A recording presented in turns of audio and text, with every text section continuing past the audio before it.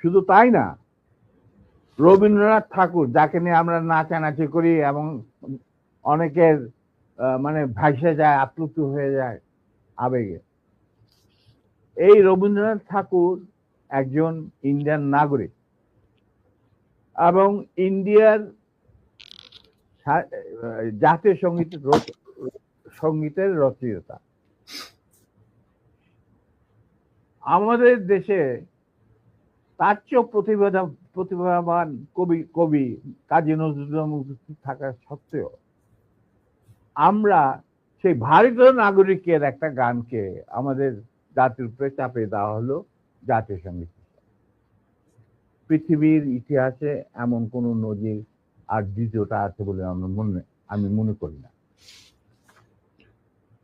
কেন কোন বাংলাদেশে যদি নজরুল ইসলামকে আমরা জাতীয় কবি আখ্যা দিয়ে থাকি, তাহলে নজরুল ইসলামের গান কেন হলো না? বা অন্য কারো গান হতে পারতো জাতীয় সঙ্গীত।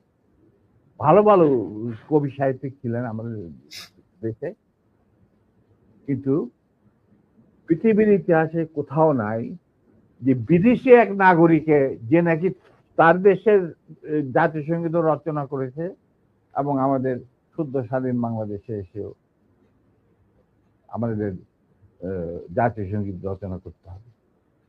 কি ধরনের কথা? That means you have nothing in your hand. তারপর মুজিবকে দিয়ে রক্ষী বাহিনী সৃষ্টি করলো ইন্ডিয়া। তারা বাংলাদেশের সামরিক বাহিনীকে দুর্বল করে একটা নামের মাত্র সামরিক বাহিনী, হাতে লণ্ঠন করে ঠনঠন,